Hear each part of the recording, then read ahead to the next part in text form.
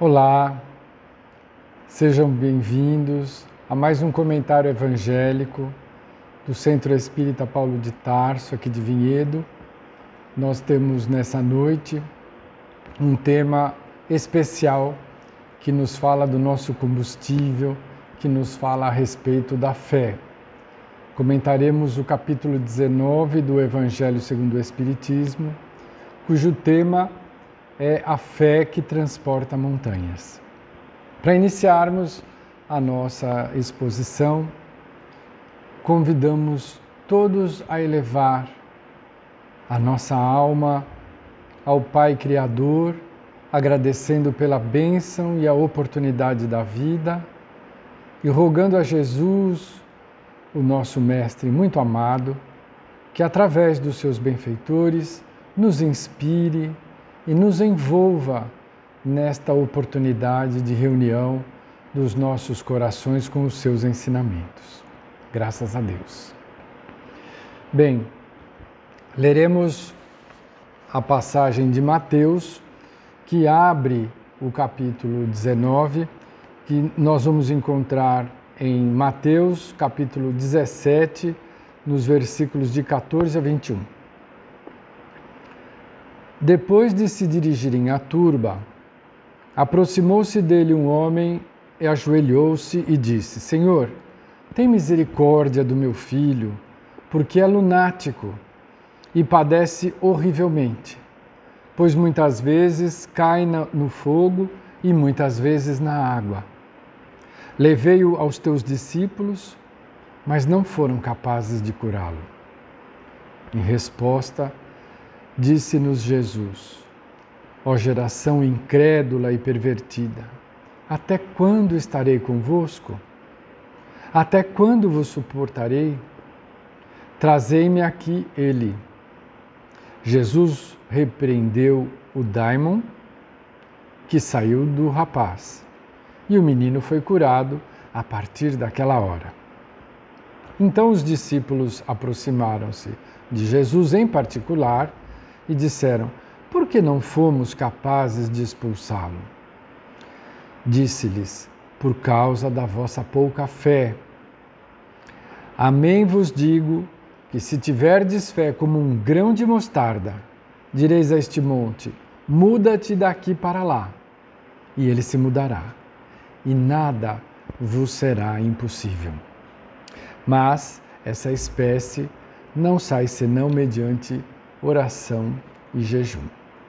Bem, vamos entender aqui na fala do Mestre Jesus, que nos prepara o capítulo para as nossas reflexões, que a fé é de uma importância para nós muito grande, porque é a partir do desenvolvimento deste sentimento inato em todos nós, espíritos encarnados e desencarnados, que nós teremos o desenvolvimento da nossa capacidade de agir, interagir e transformar-nos dentro da nossa própria vida. Primeiro vamos entender um pouco o que é esse sentimento. Nós sabemos da importância da nossa autoconfiança. Nós precisamos acreditar nas nossas possibilidades para que nós possamos realizar tarefas importantes, difíceis, complexas. Se nós não tivermos uma mínima leitura de como sejamos nós, como estamos, as nossas condições, nós não conseguiremos nenhum resultado. É fácil entender. Se nós não tivermos noção de onde estamos e em que condição estamos, nós não conseguiremos nos dirigir para lugar nenhum. Então é importante a autoconsciência e o reconhecimento dos nossos limites, das nossas fraquezas, das nossas qualidades. Isto é a fé pessoal. Mas o que nos reúne em torno do Centro Espírita são as nossas possibilidades espirituais. E desta o Mestre Jesus nos ensinou e o Mestre Kardec nos explicitou que precisamos ter a nossa fé apoiada na nossa razão. Nós precisamos entender o porquê que nós acreditamos. Do que é que estamos falando? Bem, nós podemos ter uma fé verdadeira, substanciosa, ativa, ou uma fé vacilante, frágil e enfraquecida. A fé que é robusta, que é forte, que encara, como dizia Kardec, a razão frente a frente em qualquer momento da nossa evolução, é aquela que se apoia na nossa consciência, na nossa certeza. Então, como é que estruturaremos a nossa fé? Primeiro, vamos entender a nossa posição dentro da criação. Então, precisamos entender que somos criaturas de Deus, filhos de Deus, seres criados por Deus. E que esta condição de criatura nos remete ao Criador como um Pai muito amoroso e sábio. Então, não estamos abandonados, desconectados, desligados da superioridade, da misericórdia de Deus. Ele nos acolhe, nos ampara e nos orienta os passos através da sua misericórdia. Esta é a certeza que a nossa razão precisa construir para que tenhamos fé. Do que é que falo? Que assim como nós, seres imperfeitos, cuidamos dos nossos filhos, nós não deixamos de prover as suas necessidades materiais, morais, afetivas, emocionais. Nós procuramos suprir de toda forma. O Pai, que é perfeição e misericórdia, jamais nos deixará à mercê da sorte ou do azar. Pelo contrário, Ele nos mantém vinculados ao seu amor incomparável,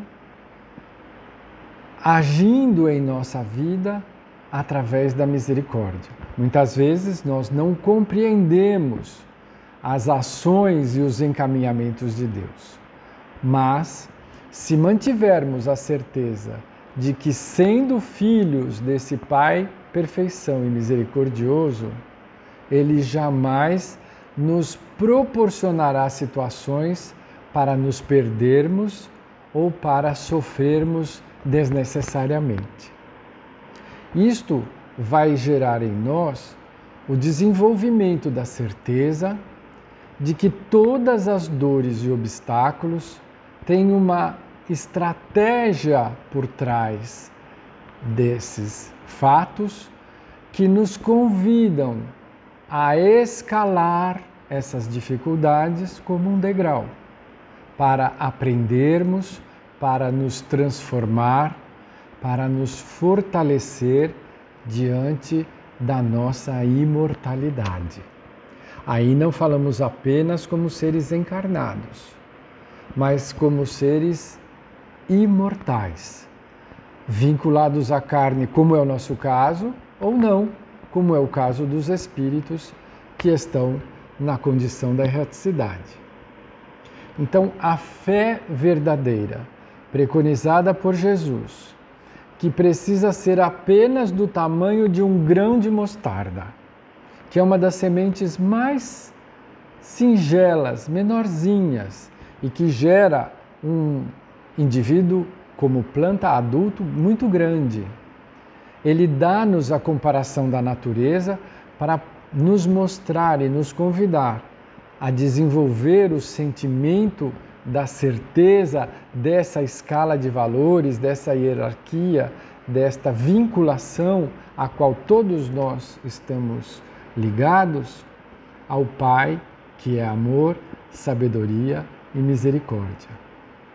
Com isso, a nossa fé passa a ler todos os acontecimentos da nossa vida de uma forma muito diferente.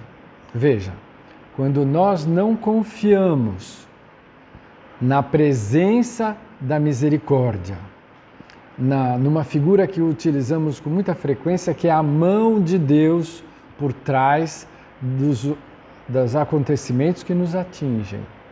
Quando vacilamos e imaginamos que estamos perdidos, sem amparo, sem esperança, nós entramos num clima autodestrutivo.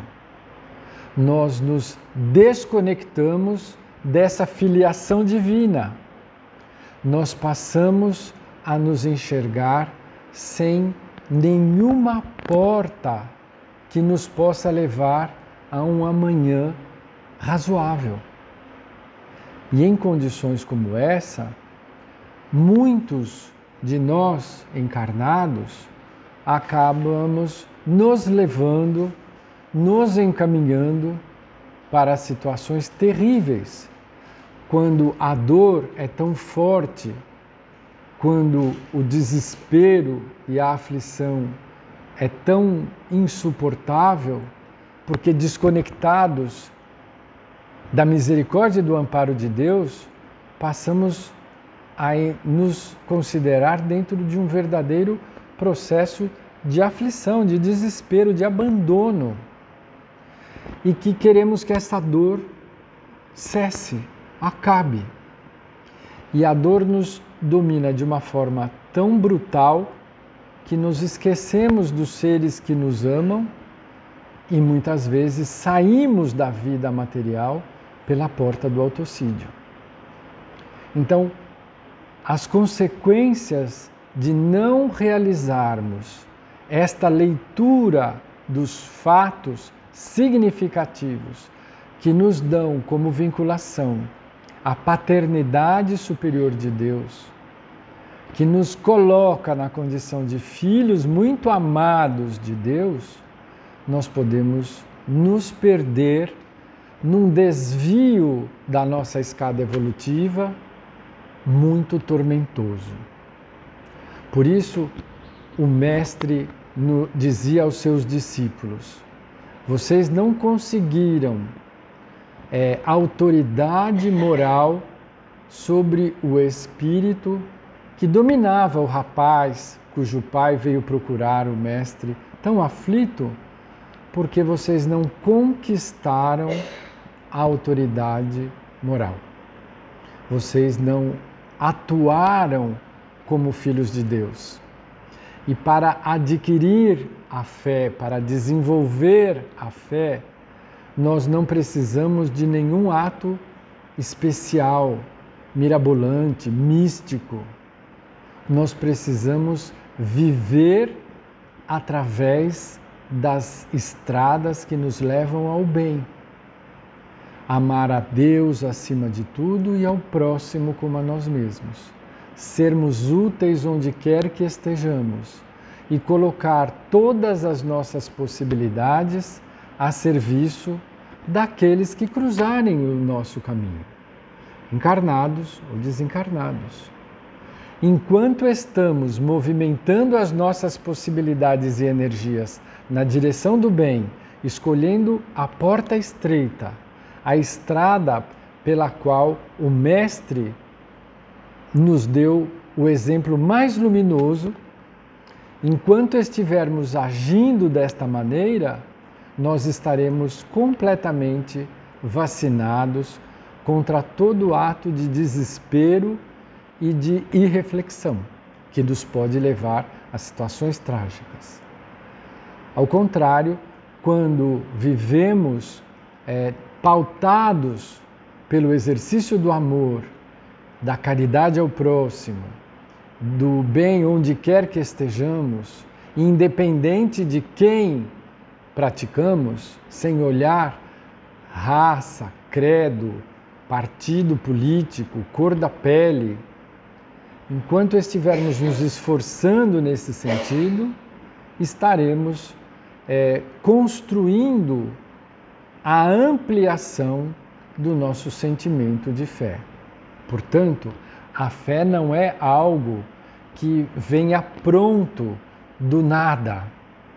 Ah, mas convivemos com pessoas que têm tanta fé que para eles é tão fácil confiar, se lançar às situações difíceis com a certeza de que Deus não nos desamparará. Por que será? Bem, lembremos que somos reencarnacionistas. Todas as qualidades e virtudes que apresentamos hoje, se não as preparamos e construímos hoje, nós certamente teremos feito esta construção, essa aquisição no passado. Não se tira alguma coisa de lugar nenhum. Não é mágico que tira coelhinho da cartola, isso é um truque. É um ilusionismo. Nós tiramos a fé do nosso esforço, do nosso empenho, da nossa determinação de enxergar os caminhos que trilhamos pela ótica da certeza da presença, do amparo de Deus através da sua misericórdia. Então, todos os empreendimentos que fizermos, nós estaremos sempre lembrando que o amparo superior de Deus, através de todos os meios e caminhos que nós nem imaginamos, nos sustentará. Para entendermos melhor essa história, temos um testemunho do evangelista Lucas, no capítulo 8,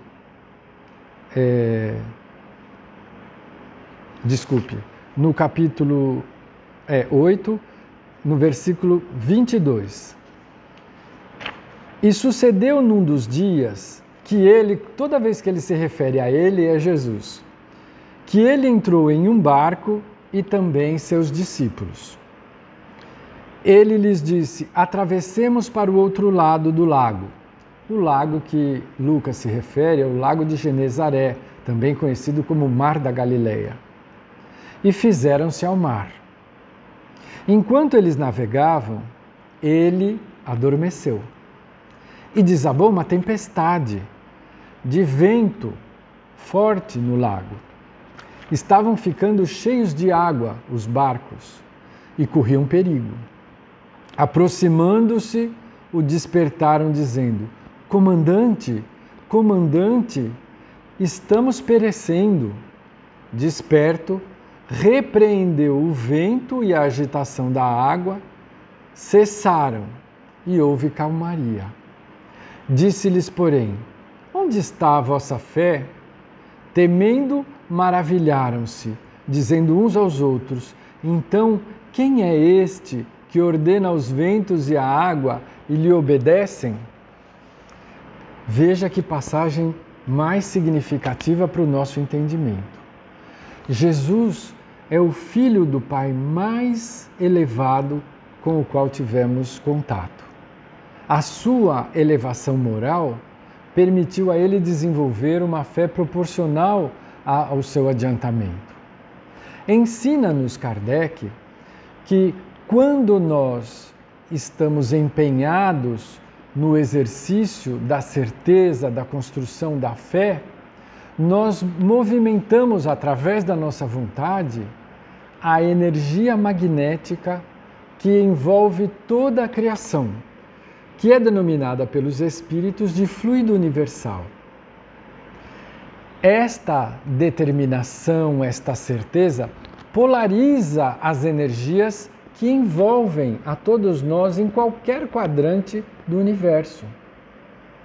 O exemplo disso é o Mestre Jesus, que dormia no fundo do barco, atravessando o Mar da Galileia, e durante a tempestade os discípulos ficaram completamente assustados. E despertaram o Mestre, dizendo: nós estamos morrendo. E o Mestre acalma os ventos e a maré com a autoridade da sua energia que movimentava os fluidos magnéticos de forma proporcional ao seu adiantamento moral, à sua elevação. Então, a tempestade se acalmou. Isto nós podemos enxergar como a possibilidade que nós todos temos ao longo da nossa jornada de evolução de interferir nos eventos que nos envolvem através da nossa fé. Mas a fé que é baseada na certeza do contato que temos com a luz e da nossa descendência divina. Portanto, o convite de hoje é para refletirmos a respeito de como temos investido na aquisição da nossa fé, na aquisição e na amplificação daquilo que já temos construído até hoje. Nós não podemos nos descuidar deste investimento, porque se nós descuidarmos, seremos como o exemplo que o Mestre Jesus nos deu daqueles que construíram a própria casa longe da rocha sólida, que lançaram os alicerces da sua moradia sob a areia que é absolutamente instável. Que areia é essa? Nós estamos nos referindo às ilusões do mundo. Enquanto somos jovens, nosso trabalho está nos garantindo recursos materiais, às vezes em excesso. Enquanto fazemos sucesso nas redes sociais, nós achamos que a vida é maravilhosa. Mas toda vez que a adversidade nos convida a investir na nossa transformação, na nossa modificação, na nossa conquista de virtudes morais, como a paciência, a resignação, a tolerância, se a nossa casa não está edificada sob a rocha sólida da certeza do amparo de Deus e da sua relação divina conosco, nós teremos a queda da nossa moradia, a ruína dos nossos esforços. Então nós não podemos esperar chegar a enchente, o tufão, a tempestade para buscarmos aquilo que faz frente a essas dificuldades. Temos que estar construindo o tempo todo para que esta busca nos garanta alicerces sólidos e a amplificação da nossa fé nos faça enfrentar as tempestades com serenidade, os obstáculos passam a ser encarados como degraus naturais e necessários da nossa transformação moral para que possamos ir dormir todas as noites um pouquinho melhor do que quando acordamos. E não temermos os rumores de guerra, as tempestades barulhosas, mas termos a certeza de que sob o amparo de Deus, que coloca em nosso caminho a figura incomparável de Jesus, com o seu evangelho redentor, nos mostrando o rumo e a direção a seguir, nós estaremos seguros, firmes e serenos para enfrentar todas as batalhas que nos darão as vitórias que todos nós precisamos sob a nossa própria sombra. Agradecidos mais uma vez pela presença de todos, pelo amparo da espiritualidade superior, pela casa que nos acolhe, o nosso trabalho, o nosso esforço, o nosso aprendizado, nós convidamos a todos para enchermos os nossos corações de gratidão e para doarmos a nossa melhor energia para os nossos benfeitores, que as utilizarão onde se fizer maior a necessidade, junto a corações aflitos que ainda não construíram a edificação da própria moradia espiritual, na rocha sólida da certeza da presença de Deus e sua misericórdia, para que espalhem a esperança, o amor, a paz, a luz, onde quer que haja aflição e dor. Que nos envolvam esses benfeitores nas suas energias superiores, nos trazendo serenidade, saúde espiritual, envolvam os nossos lares familiares, os nossos ambientes de trabalho, as pessoas que convivem conosco, para que tenhamos uma semana cheia de conquistas e oportunidades de crescimento. Muita paz a todos.